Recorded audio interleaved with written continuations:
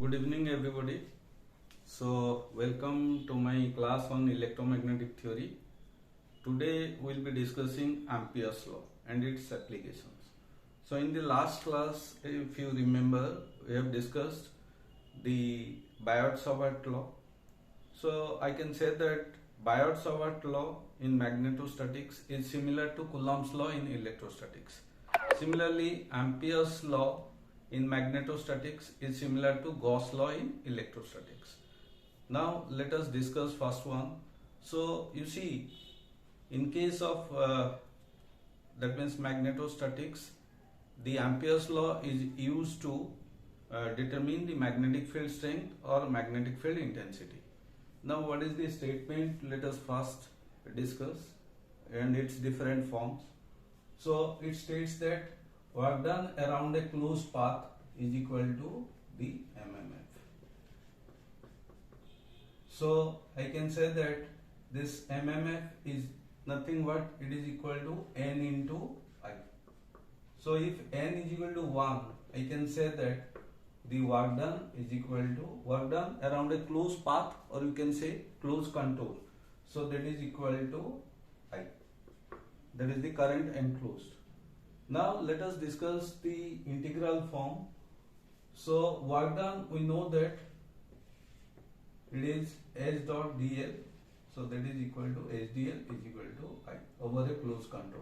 That means the statement is the work done around a closed contour, if I can say, that is equal to current enclosed, and the integral form, that definition is the line integral of magnetic field or magnetic field intensity over a closed contour is equal to the current enclosed.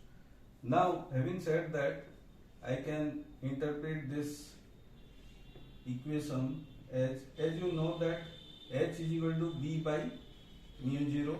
If I take it in air, to dl is equal to, so that gives you the line integral of B dl is equal to mu 0 into I.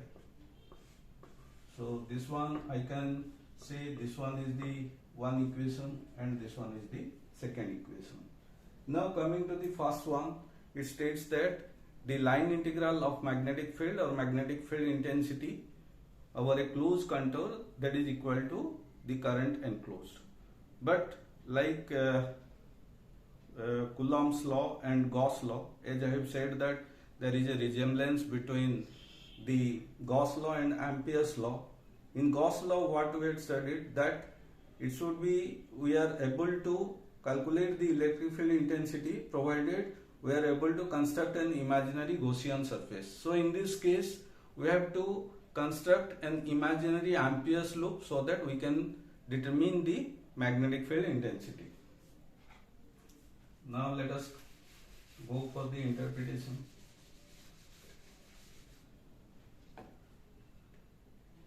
So now I can write this one is HDL is equal to I, but we know that the from the Stokes theorem we know that the line integral of a vector field around a closed path is equal to the surface integral of curl of that vector function over the surface S.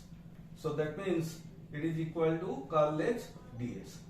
Now we know that I is equal to surface integral of J ds. So if we compare equation 2 and 3, we will get curl H is equal to J. If we compare this equation 2 and 3, curl H is equal to, so this is the differential form of, we can say, the interpretation of Ampere's law. So that is curl H is equal to J. Now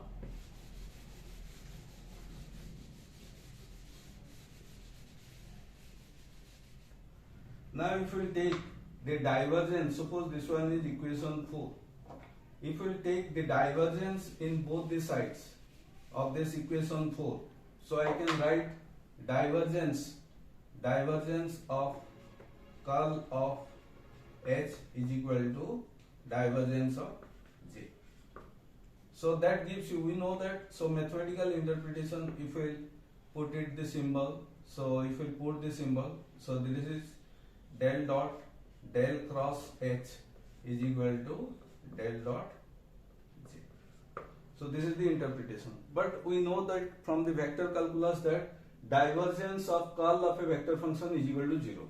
So that is nothing but del dot J is equal to 0. So this is the interpretation. But we know that that means the divergence of this one is the current density vector that cannot be 0. So that is the dilemma, so which we are going to discuss in the modified Ampere's law. Now we will discuss based on the Ampere's law. As I have told you that it is possible to determine the magnetic field intensity provided we are able to construct an imaginary Ampere's loop. So let us go for one of the application of Ampere's law. So now suppose it is required to determine the magnetic field intensity due to a long charged wire. Now as I have told you, for Ampere's law, if we will put the Ampere's law into consideration, we have to construct an imaginary Ampere's loop. So let us construct an imaginary Ampere's loop. Suppose it is at a distance t, and at this point suppose where it is required to determine the magnetic field intensity. Suppose this distance is d, and we have constructed this Ampere's loop. Now what will be the direction of the current? So it will be represented by it will be found out by the thumb rule.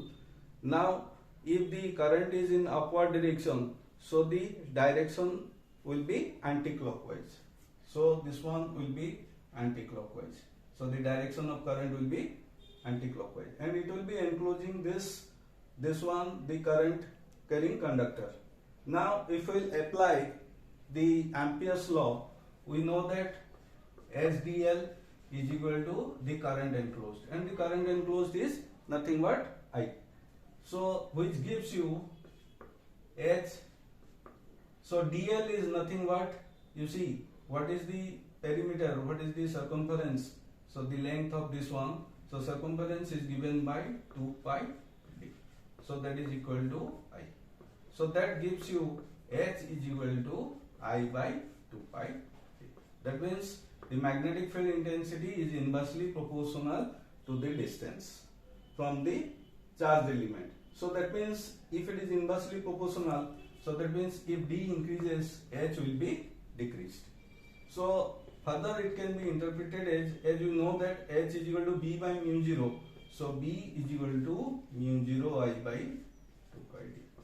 So this is the interpretation, one of the application of Ampere's law.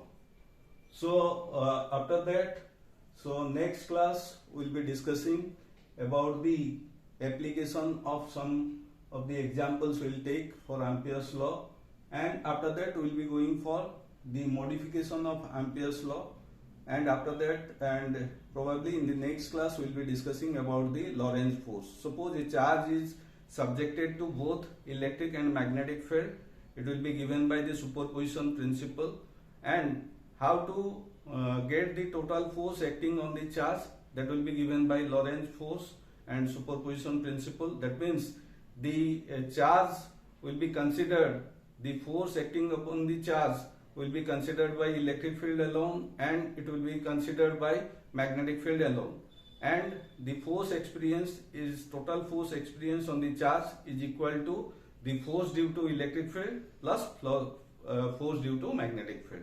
So that's what we will discuss in the next class.